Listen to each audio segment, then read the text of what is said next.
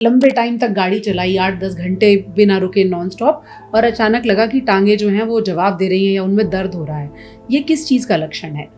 Commonest symptom जो होता है पैरों में स्वेलिंग, पेनलेस स्वेलिंग यदि पैर में है तो एक मुख्य कारण डीवीटी भी हो सकता है। आपकी टांगों में अगर सूजन है लंबे समय तक, आपको उसमें धारियां नजर आ रही हैं, ब्लड क्लॉट जैसा कुछ लग रहा है, ये स्थिति डॉक्टरी भाषा में इसे डीप वेन थ्रोम्बोसिस कहा जाता है। यदि आपको एक बार डीवीटी हो गई है जी, तो ये पक्की बात है कि जिंदगी में आप में डीवीटी दोबारा होने का चांसेस कई गुना बढ़ जाते हैं। किन लोगों में डीवीटी हो सकता है, क्या कंडीशंस होती है? कोई भी ऐसी कंडीशन जिसमें कि पैर की एक्टिविटी नहीं हो रही है वो प्रीडिस्पोज करती है। डीवीटी को टालने का भी कोई तरीका है क्या? फिजिकली एक्टिव रहना है, पानी की उचित मात्रा लेनी है और जो वक्त पर जो स्क्रीनिंग होती है उसको अवॉइड नहीं करें। डीवीटी और वेरिकोज वेन्स दो अलग अलग तरह की समस्या हैं या आपस में कुछ जुड़ी हुई सी हैं? ये मोर और लेस दोनों अलग अलग है। स्मोकिंग और अल्कोहल से डीवीटी का कोई लिंक है? आप स्मोकिंग को एक रूट कॉज हर प्रॉब्लम का मान सकते हैं। बहुत लंबे समय तक गाड़ी चलाते रहना, किसी फ्लाइट में लंबे समय यानी 8-10 घंटे बिना टांगे हिलाए बैठे रहना, क्या आपने कभी सोचा कि ये तकलीफ ही नहीं, ये जानलेवा स्थिति का कारण भी बन सकता है? आपकी टांगों में अगर सूजन है लंबे समय तक, आपको उसमें धारियां नजर आ रही हैं, ब्लड क्लॉट जैसा कुछ लग रहा है, ये स्थिति सिर्फ टांगों के लिए तकलीफ दे नहीं होती, ये कभी कभी जान पर बनाने का कारण भी बन सकती है। डॉक्टरी भाषा में इसे डीप वेन थ्रोम्बोसिस कहा जाता है, लेकिन आप इसे कैसे समझें और कैसे इससे बचें, इस पर बात करने के लिए आज हमारे साथ डॉक्टर शिव कुमार चौधरी हैं। सर, जो बीमारी मैंने बताई, लोग शायद बीमारी का नाम ना समझते हों, लेकिन ऐसा बहुत होता है कि लंबे टाइम तक गाड़ी चलाई 8-10 घंटे बिना रुके नॉन स्टॉप और अचानक लगा कि टांगे जो हैं वो जवाब दे रही हैं या उनमें दर्द हो रहा है। ये किस चीज़ का लक्षण है? जो हमारे हार्ट से खून जाता है पैरों की तरफ वो आर्टरीज के माध्यम से जाता है और ये खून वेन्स के माध्यम से वापस हार्ट की तरफ आता है। और इस प्रक्रिया में जो पैर की मसल्स हैं वो एक पंप के रूप में काम करती हैं जो वेन्स को स्क्वीज करती रहती है ताकि ब्लड जो है पैर से हार्ट की तरफ पुश होता रहे। तो कुछ कारणों से जिसमें कि ये प्रक्रिया कम हो जाती है, ब्लड हार्ट की तरफ नहीं जा पाता और वेन्स में इकट्ठा होने लगता है और ये बाद में क्लॉट का रूप ले लेता है। अधिकतर केसेस में ये ब्लड जो क्लॉट होता है वो पैरों की वेन में ही लिमिटेड रहता है, बट कुछ केसेस में ये टूटकर हार्ट से होता हुआ लंग्स में जा सकता है जिसमें ये जानलेवा हो सकता है। ब्लड क्लॉट भी टूट के जा जो सकता है हार्ट? वो ब्लड क्लॉट को हम थ्रोम्बस कहते हैं, वो टूट कर आगे जा सकता है क्योंकि वेन्स फाइनली तो हार्ट से कनेक्टेड होती हैं। तो हार्ट से होता हुआ ये राइट साइड हार्ट से होता हुआ फिर लंग्स में जा सकता है और लंग की आर्टरीज को ब्लॉक कर सकता है। ये स्थिति जानलेवा होती होगी? ये स्थिति जानलेवा होती है। जो मरीज है जिसको पता नहीं कि उसे डीवीटी है या क्या है, उसको क्या सिम्टम्स होंगे जिनको देखकर उसे अलर्ट होना चाहिए? कॉमनेस्ट सिम्टम जो होता है पैरों में स्वेलिंग, पेनलेस स्वेलिंग यदि पैर में है तो एक मुख्य कारण डीवीटी भी हो सकता है। तो और कभी कभी यदि एक्यूट प्रक्रिया है तो उसमें थोड़ा चलने फिरने में दर्द भी होने लगता है। ये पूरी तरह पेनलेस होती है और मरीज स्वेलिंग करके प्रेजेंट करते हैं। यानी पैरों में सूजन होगी पर दर्द नहीं होगा? हाँ, ब्लड क्लॉट उसको नजर आएंगे, वो देख पाएगा? नहीं, ब्लड क्लॉट नज़र नहीं आते क्योंकि ये क्लॉट जो है वेन के अंदर बनते हैं, वेन जो डीप उसमें होती है। जो एक कॉमन बीमारी जिसमें कि पैरों में नीली धारियों जैसी वेन दिखाई देती हैं वो वेरिकोज वेन होती हैं। उसमें हार्ट जो वेन्स के अंदर इंट्रिंसिक या उसकी अंदरूनी बीमारी होती है जिसके चलते उन वेन्स में ब्लड फ्लो एक डायरेक्शन में नहीं रहता। नॉर्मली ब्लड जो है पैर से हार्ट की तरफ मूव करता है, पर इन मरीजों में उन वेन के वाल्व्स वगैरह ख़राब होने की वजह से या उनके कनेक्शन जो है डीप वेन से फॉल्टी होने की वजह से उसमें ब्लड उल्टी डायरेक्शन में बहने लगता है। तो उसके कारण ये वेन प्रोमिनेंट हो जाती हैं और सरफेस पे दिखती हैं। तो वो वेरिकोज वेन होती है जो इतनी खतरनाक नहीं होती हैं, परंतु डीवीटी जो है ज़्यादा खतरनाक होती जी, है। एक तो हमने बात की उन लोगों की जो गाड़ी लंबे समय तक चला रहे हैं, हिले नहीं, या फ्लाइट में बैठे हैं और एक ही सिचुएशन में बैठे हुए हैं। और किन लोगों में डीवीटी हो सकता है, क्या कंडीशंस होती है? कोई भी ऐसी कंडीशन जिसमें कि पैर की एक्टिविटी नहीं हो रही है, वो प्रीडिस्पोज करती है। हुँ, जैसे मान लीजिए कोई ट्रॉमा हुई, आपका फ्रैक्चर हो गया, थाई फ्रैक की बोन फ्रैक्चर हो गई, आप काफ़ी दिनों तक बेड में अटके हुए हैं, या कुछ ऑर्थोपेडिक प्रोसीजर हुई, हिप रिप्लेसमेंट हुआ, उसमें आप बेड रिडन हैं, स्ट्रोक हुआ जिसके कारण आप चल फिर नहीं पा रहे हैं, या कोई बड़ी सर्जरी हुई जिसके कारण आप बेड में लंबे समय तक के लिए अटके हुए हैं। प्रेगनेंसी दूसरी एक कॉमन प्रॉब्लम है जिसमें कि वेनस रिटर्न हार्ट की तरफ प्रेग्नेंट यूट्रस के कारण कम हो जाता है, तो वो भी एक कारण होता है। इन चीज़ों के अलावा कुछ यंग पेशेंट जो फिजिकली एक्टिव तो होते हैं, परंतु उनमें खून जमने की इनहेरेंट बीमारी होती है, उनमें एक्सेसिव क्लॉटिंग होती है, तो वो फिजिकली एक्टिव भी होते हैं पर फिर भी उन मरीजों में ब्लड जम जाता है और डीप वेन थ्रोम्बोसिस हो जाती है। ओके। डीवीटी को टालने का भी कोई तरीका है क्या? जिन लोगों को पता है कि जैसे आपने कहा प्रेगनेंसी में भी हो जाता है, तो प्रेग्नेंट जब कोई महिला है उस समय उसे क्या करना चाहिए जिससे वो डीवीटी से बच सके? जो रूटीन्स, पहली चीज़ तो है फिजिकली एक्टिव रहना बहुत ज़रूरी है। हुँ, पानी की उचित मात्रा भी लेते रहना चाहिए, क्योंकि हुँ, डिहाइड्रेशन होगा और पानी की मात्रा शरीर में कम होगी हुँ, और खाने में चर्बी की मात्रा ज़्यादा होगी, तो उस कंडीशन में भी डीवीटी के चांसेस बढ़ जाते हैं। ओके। तो फिजिकली एक्टिव रहना है, पानी की उचित मात्रा लेनी है, और जो स्क्रीनिंग वक्त पर जो स्क्रीनिंग होती है उसको अवॉइड नहीं करें। अल्ट्रासाउंड स्क्रीनिंग करते हैं प्रेगनेंसी में, तो ये यदि डेवलप भी होती है डीवीटी तो अर्ली स्टेज में डिटेक्ट हो जाती है और फिर उसका समुचित इलाज हो सकता है। ओके।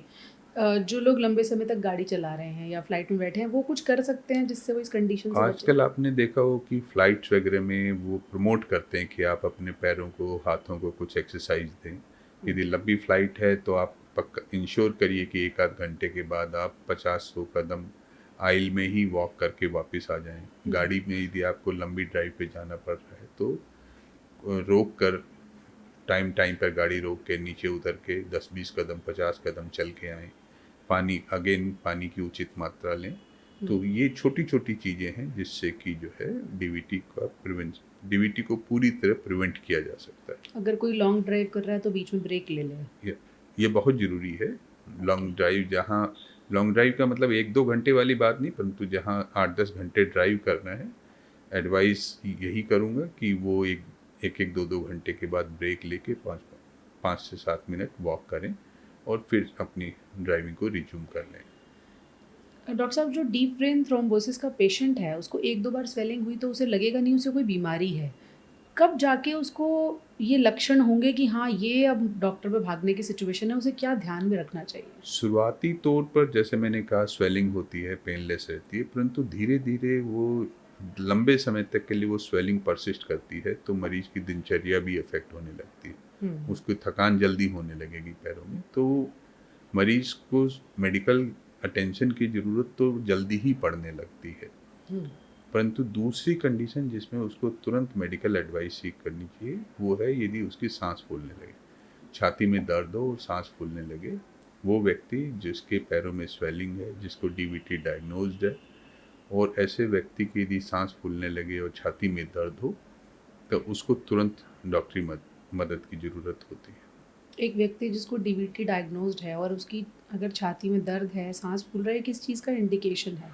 ये दिखाता है कि जो क्लॉट या थ्रोम्बस था नीचे पैरों की वेन में, वो टूटकर हार्ट से होता हुआ लंग्स में चला गया, जिसको हम पल्मोनरी थ्रोम्बोएम्बोलिज्म कहते हैं, और ये एक मेडिकल इमरजेंसी है। काफ़ी केसेस में जानलेवा भी हो सकती है। आज के ज़माने में ट्रीटेबल है, पर यदि लेट हो या समुचित इलाज ना मिल पाए तो ये जानलेवा भी हो सकती है। ओके। डीवीटी का पेशेंट अक्सर हमने देखा है भटकता रहता है। वो ये तय नहीं कर पाता कि जो मेरी बीमारी है उसका इलाज किस डॉक्टर, किस स्पेशलिटी में जाकर मिलेगा। कहाँ जाना चाहिए ऐसे मरीज़ को? मरीजों के लिए अच्छा है कि डीवीटी का इलाज बहुत सारे स्पेशलिस्ट कर पाते हैं। हुँ, इंटरनल मेडिसिन के स्पेशलिस्ट होंगे वो भी कर सकते हैं, हुँ, जनरल सर्जन है वो भी करते हैं, ऑर्थोपेडिक सर्जन है वो भी करते हैं, वेस्कुलर सर्जन है वो भी करते हैं, कार्डियक सर्जन है वो भी करते हैं, और कार्डियोलॉजिस्ट भी करते हैं। एक qualified medical graduate uncomplicated DVT का इलाज करने में पूर्णतः सक्षम है।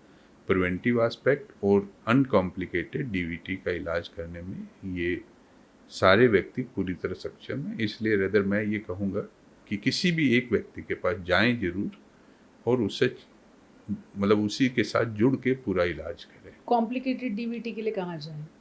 कॉम्प्लिकेटेड यदि है तो कार्डियोलॉजिस्ट एंड कार्डियक सर्जन्स, क्योंकि ये इसका मतलब है कि जो थक्का टूट कर लंग्स में चला गया है।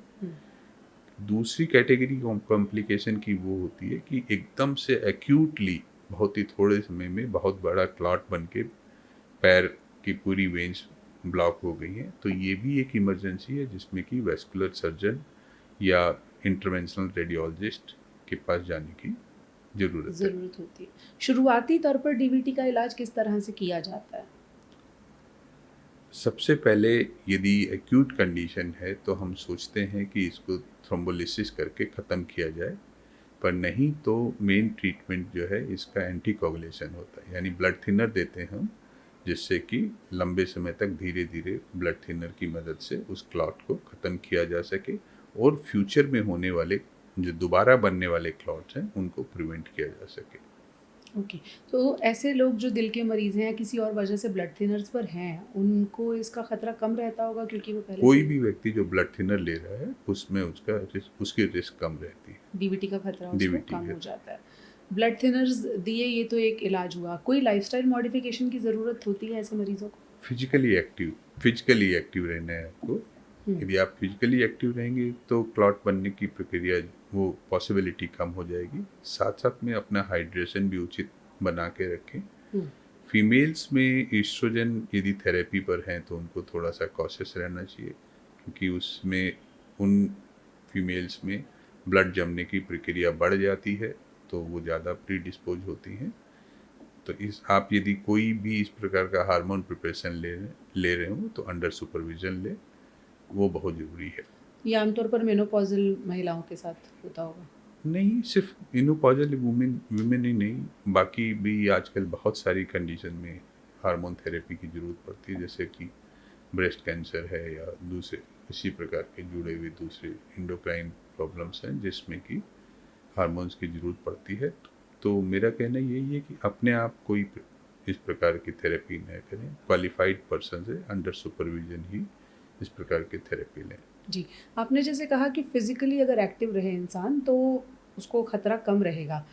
लोगों को फिज़िकली एक्टिव की परिभाषा जो है वो भी समझानी पड़ती है। जैसे महिलाओं को अक्सर ये लगता है अगर हम घर के काम कर रहे हैं तो हम फिज़िकली एक्टिव हैं। एक व्यक्ति जो घर से ऑफ़िस और ऑफ़िस से घर जाता है, वो भी इसे फ़िज़िकल एक्टिविटी मानता है। तो फ़िज़िकल एक्टिविटी मिनिमम क्या होनी चाहिए ताकि डीवीटी से बचा जा सके? डीवीटी प्रिवेंशन के लिए यदि आप अपनी लेग्स को यूज कर पाते हैं, यदि पूरे दिन में आप अपनी लेग्स को 1 घंटे के लिए मतलब चल पाते हैं किसी भी रूप में, यानी 1 घंटा वॉक कर लें। यदि वॉक कर लें, यदि आप ऑफिस में भी आपको आपकी जॉब इस प्रकार की है कि आपको चलना फिरना पड़ता है, आपके घर के कामों में भी आपको चलना फिरना पड़ता है, तो कम से कम डीवीटी के लिए ये सफिशिएंट है। क्योंकि मेन पर्पज़ ये है कि खून को पैरों की नसों में जमना नहीं चाहिए। जो मसल्स हैं पैर की मसल्स, वो उसको स्क्वीज करती रहती हैं जैसा मैंने कहा, तो वो प्रक्रिया हमारी जारी रहनी चाहिए ताकि ब्लड जमने नहीं पाए लंबे समय के लिए। तो ब्लड यदि वहाँ रुकेगा नहीं तो जमेगा नहीं तो थक्का नहीं बनेगा और डीवीटी के इंसिडेंट्स कम हो जाएगा। जी, जैसे आपने कहा कि जो ब्लड क्लॉट है वो टांगों की वेन्स से टूटकर हार्ट में या लंग्स में भी चला जाता है। ऐसा कब होता है? क्या मतलब वाक़ई पानी सर से ऊपर चला गया होगा तब जाकर ऐसा होगा? जो बड़े क्लॉट होते हैं अक्सर, जो बड़ी वेन्स में, जो सबसे नीचे की वेन्स से ये संभावना कम रहती है, पर यदि थाई वेन और उससे ऊपर की वेन में यदि क्लॉट बना है तो उसके टूटने की संभावना ज़्यादा होती है। तो ज़्यादा बड़ा क्लॉट है तो वो टूट कर जाएगा तो बड़ी आर्टरी को ब्लॉक करेगा, तो जिससे ज़्यादा समस्या होने की उसके लिए कोई संभावना है। ट्रिगर नहीं ज़रूरी है कि अगर क्लॉट बड़ा है तो कभी भी टूट सकता है? जी। ओके, इसका फिर इलाज कैसे किया जाता है डॉक्टर साहब? अब पल्मोनरी थ्रोम्बोएम्बोलिज्म के बारे में यदि मैं बात करूं तो चूंकि ये लाइफ थ्रेटनिंग इमरजेंसी होती है, तो सबसे पहले हमारी यदि मरीज का ब्लड प्रेशर वगैरह ठीक है, हार्ट पर ज़्यादा लोड नहीं है, मरीज का ऑक्सीजनेशन ठीक है, तो हम इसको दवाइयों के माध्यम से इसको गलाकर ख़त्म करने की कोशिश करते हैं, जिसको थ्रोम्बोलिटिक थेरेपी कहते हैं। इसमें इंजेक्शन के माध्यम से थ्रोम्बोलिटिक एजेंट दिए जाते हैं जो कि क्लॉट को डिजॉल्व कर देते हैं और काफ़ी मरीज इसी में रिकवर कर जाते हैं। यदि क्लॉट बहुत बड़ा है और हार्ट पर बहुत ज़्यादा लोड है और हमें लगता है कि इतना वक्त नहीं है जिसमें कि वो दवाई दे के उसको गलाया जा सके, तो या तो हम ओपन हार्ट सर्जरी करके उस क्लॉट को निकाल लेते हैं, और नहीं तो आज के ज़माने में जो एक नई टेक्निक है जिसको हम थ्रोम्बोसक्शन कहते हैं, एक मशीन की मदद से हम उस क्लॉट को सक करके भी निकाल सकते हैं। पर ये टेक्नोलॉजी अभी सब जगह हिंदुस्तान में अवेलेबल नहीं है। कुछ सेंटर्स पे इस प्रकार के इंटरवेंशंस अवेलेबल हैं। ओके। दवाओं के ज़रिए जैसे आपने कहा कि उसको डिज़ोल्व करने की कोशिश की जाती है ब्लड क्लॉट को, तो अगर कोई मरीज़ हॉस्पिटल आया और आपने देखा कि जो ब्लड क्लॉट है वो टूट के हार्ट में या लंग्स में कहीं चला गया है, इतना समय होता है कि दवाओं से उसको मैनेज किया जा सके? ज़्यादातर मरीजों में इतना वक्त होता है। होता है। जी। कब इमरजेंसी सिचुएशन हो जाती है? जैसे मैंने कहा कि क्लॉट इतना बड़ा है कि उसके कारण हार्ट पर काफ़ी दबाव है और लंग्स में सफिशिएंट अमाउंट में ब्लड नहीं जा रहा है, तो उसके कारण ऑक्सीजनेशन भी नहीं हो रहा है, मरीज का ऑक्सीजन सेचुरेशन कम हो रहा है, तो ये और ब्लड प्रेशर भी नीचे जा रहा है, तो ये ऐसी कंडीशंस होती हैं जिनमें हमें तुरंत क्लॉट को गलाने की बजाय हमें क्लॉट रिमूवल पर ध्यान देना चाहिए। ओके। डीवीटी और वेरिकोज वेन्स दो अलग-अलग तरह की समस्या हैं या आपस में कुछ जुड़ी हुई सी हैं? ये मोर और लेस दोनों अलग अलग हैं, परंतु वेरिकोज वेन, जैसे मैंने कहा कि उनमें ज़्यादा खून भर जाना, सुपरफिशियल वेन में ज़्यादा खून भर जाना, कभी कभी डीवीटी की वजह से भी ये वेन दिखने लगती हैं, क्योंकि नीचे की डीप वेन ब्लॉक हो गई, ऊपर की वेन्स में ज़्यादा ब्लड जाने लग गया।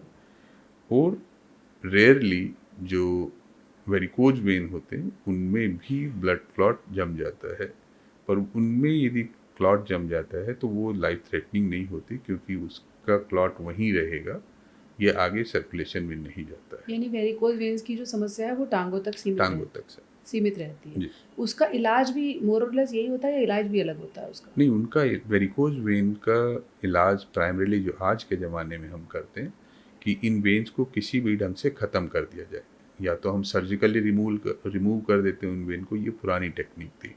नई टेक्निक में हम इसके अंदर लेजर वायर की सहायता से इसके अंदर का सरफेस हम जला देते हैं, जिससे कि इसमें थ्रोम्बस बन जाता है और इनका ल्यूमेन जो है बंद हो जाता है, ताकि इसमें ब्लड फ्लो करने के लिए जगह नहीं बचे। तो वेरिकोज वेन का ट्रीटमेंट बहुत सिंपल है, हुँ। उसमें इतनी समस्या नहीं हो और कॉम्प्लिकेशन भी लाइफ थ्रेटनिंग नहीं है। Varicose vein mainly cosmetic problem ज़्यादा है आज के ज़माने में, रेदर कि कोई रियल रिस्क टू लाइफ नहीं है। ओके। डीवीटी के इलाज के बाद चाहे वो दवाओं से किया जाए या सर्जिकल उसमें इंटरवेंशन की ज़रूरत हो, क्या उसके बाद मरीज़ को दोबारा फिर ये खतरा होने का हाँ, चांस ये रहता है? बहुत इम्पॉर्टेंट है। यदि आपको एक बार डीवीटी हो गई है, जी। तो ये पक्की बात है कि ज़िंदगी में आप में डीवीटी दोबारा होने का चांसेस कई गुना बढ़ जाते हैं। तो ऐसा क्यों? इसलिए, क्योंकि डीवीटी होना ये दिखाता है कि आप प्रोन हैं उस बीमारी के लिए। अच्छा। तो एक बार यदि आपको डीवीटी हुई तो पक्की बात है कि आपको दोबारा भी होने की संभावना है। तो ओके। यदि आप एंटीकोगुलेशन खा रहे हैं तो बिना पूछे डॉक्टर से बंद मत करिए, हुँ। जब तक कि आप पूरी तरह से निश्चिंत न हो जाएं कि आप फिर से एक्टिव लाइफस्टाइल में हैं। फिर ये चीज़ इम्पॉर्टेंट होती है कि जब डीवीटी हुई उस समय प्रेसिपिटेटिंग फैक्टर क्या था। हुँ। कोई ऐसा टेम्परेरी फैक्टर था, मान लीजिए जैसे मैंने कहा कि हिप रिप्लेसमेंट सर्जरी हुआ या ट्रॉमा हो गई, हुँ। तो ये कारण आप मान के चलिए टेम्परेरी कारण था। एक बार डीवीटी हो गई, आपने उसका इलाज किया, पर साथ साथ में कारण भी ज़िंदगी से जी। हटा दिया गया, उसका जी। भी इलाज हो गया। जी। परंतु जो व्यक्ति बिना किसी कारण के, जिनमें डीप वेन थ्रोम्बोसिस हो जाती है, जिनमें की टेंडेंसी है ब्लड की जमने की, वो उनको ज़िंदगी भर के लिए दवाओं पर रहना चाहिए और अपनी लाइफस्टाइल को उसी हिसाब से ढालना भी चाहिए। जैसे दिल के मरीज़ को ज़िंदगी भर दवाएँ लेनी पड़ती हैं, वैसे ही डीवीटी के मरीज़ को भी। डीवीटी के वो मरीज जिनमें की कोई प्रेसिपिटेटिंग फैक्टर नहीं था, और जिनमें अपने आप डीवीटी डेवलप हो गई टेंडेंसी है, जिनमें कि हाइपर कोगुलेबल स्टेट्स जिनको हम कहते हैं, कुछ जेनेटिक डिसऑर्डर या डिफिशेंसीज होती हैं जिसकी वजह से ब्लड में थक्का जमने की प्रवृत्ति बढ़ जाती है। ऐसे लोग होते हैं, खास करके ऐसे लोग यंग पेशेंट्स, यंग एक्टिव लोग होते हैं जिनमें इस प्रकार की बीमारी देखने को मिलती है। स्मोकिंग और अल्कोहल से डीवीटी का कोई लिंक है? स्मोकिंग से बढ़ जाती है। आप स्मोकिंग को एक रूट कॉज हर प्रॉब्लम का मान सकते हैं, तो आप ऐसी कोई बीमारी नहीं है जिसमें कि स्मोकिंग उस प्रॉब्लम को वर्सन न करता हो। क्या स्मोकिंग ब्लड क्लॉटिंग की टेंडेंसी बढ़ा देता है? स्मोकिंग बढ़ा देता है। ओके, तो एक बार डीवीटी हो गया, उसके बाद लाइफ टाइम आप ब्लड थिनर्स ले रहे हैं, उसके अपने कुछ कॉम्प्लिकेशंस भी हो सकते हैं? ब्लड थिनर के अपने कॉम्प्लिकेशन होते हैं, इसलिए ये सारे के सारे ट्रीटमेंट क्यूरेटिव नहीं हो के एक पैलिएटिव होते हैं। आप एक बीमारी के इलाज के एक तो सबसे बड़ी समस्या ये है कि इसकी डोज आपको बहुत केयरफुली मॉनिटर करनी पड़ती है।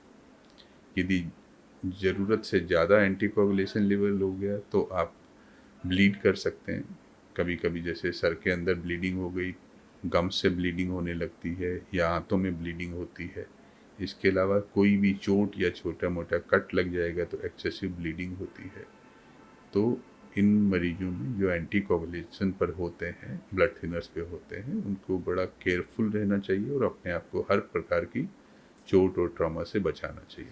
तो ऐसे मरीजों को फॉलोअप के तौर पर कुछ टेस्ट कराने चाहिए जिससे उन्हें पता चले कि ब्लड थिनर्स की वजह से कोई प्रॉब्लम तो नहीं हो रही, या दूसरी तरफ खून का थक्का फिर से तो नहीं जम रहा है। इसके कुछ टेस्ट किए जा सकते हैं? यदि कोई भी व्यक्ति एंटीकोगुलेशन थेरेपी है तो उनके डॉक्टर उसको टाइम पर जो है टेस्ट करते हैं, जिसको PTINR बोलते हैं। नए एंटीकोगुलेशन में PTINR की ज़रूरत नहीं पड़ती, परंतु उसमें एक एक्सपर्ट क्लिनिशियन के सुपरविज़न में ये ट्रीटमेंट की ज़रूरत होती है, जो आपके इनिशियल स्टेज में ही आपको पहचान सके कि हाँ, आपको तकलीफ़ बढ़ रही है कि नहीं बढ़ रही है।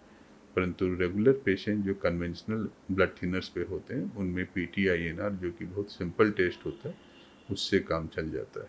ओके, PTINR आपका ब्लड क्लॉटिंग फैक्टर बताता है कि कितना लेवल है, उससे आइडिया हो जाता है।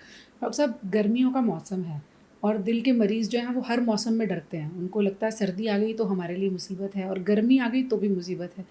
तो दिल के मरीज़ों को गर्मी किस तरह से प्रभावित करती है और उन्हें क्या ध्यान रखना चाहिए?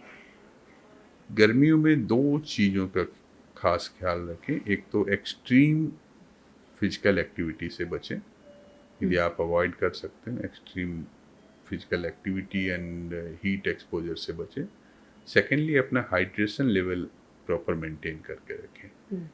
इसके अलावा खाने पीने में हरे फल, हरे सब्जियां और फलों की मात्रा ज़्यादा लें। ऐसे फल ज़्यादा लें जिनमें कि पानी की मात्रा ज़्यादा होती है।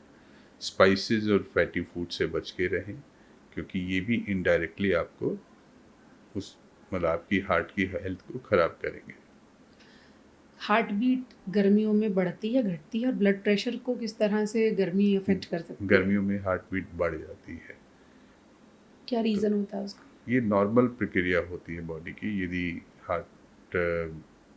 टेम्परेचर ज़्यादा है तो उसी हिसाब से हार्ट को ज़्यादा ब्लड भेजना पड़ता है और हार्ट बीट इन कंपनसेशन उसकी बढ़ जाती है। ऐसे ही फिर बीपी पर भी असर होता होगा? बीपी भी उसी प्रकार रिएक्ट करता है, बढ़ जाता है। जी।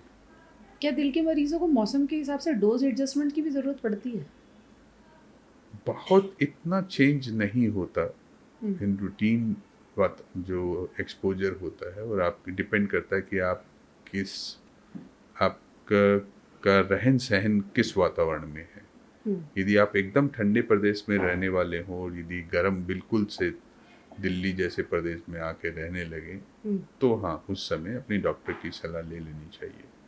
परंतु यदि आप दिल्ली के रहने वाले हो, जो आप यूज टू हो, तो उसमें फिर इतनी वेरिएशन नहीं होती, क्योंकि शरीर में एक्लिमेटाइजेशन की असीमित क्षमताएं होती हैं जो कि इस प्रकार के चेंज को अपने अंदर एसिमिलेट कर लेती हैं। यानी एक्सट्रीम टेम्परेचर वेरिएशन जब तक नहीं हो रहा है तब तक कोई डरने वाली बात नहीं, ऐसे कोई नहीं। दिल का मरीज मौज से आइसक्रीम खा सकता है। आप क्या सलाह देंगे? आइसक्रीम खाने में मैं नहीं समझता हूँ कोई बुराई है। तो दिल के मरीज गर्मियों के मौसम में अपने आप को हाइड्रेट रखें, तेज़ गर्मी से बचें, वो सभी पर लागू होता है। और डॉक्टर साहब ने इजाज़त दे दी है तो आइसक्रीम भी खा सकते हैं, अनलेस आपको डायबिटीज़ हो और उसकी वजह से आइसक्रीम ना खानी हो। डीबीटी के बारे में हमने कोशिश की है कि आपको मोटे तौर पर ये समझ में आए कि आपकी बीमारी के लक्षण क्या होंगे, जिससे आप समय रहते डॉक्टर के पास पहुंच सकें। फिर भी कोई सवाल हो तो आप कमेंट सेक्शन में ज़रूर छोड़िएगा, उसके जवाब हम डॉक्टर साहब की मदद से आप तक पहुंचाने की पूरी कोशिश करेंगे। Thank you so much doctor साहब हमसे जुड़ने के लिए। नमस्कार। नमस्कार।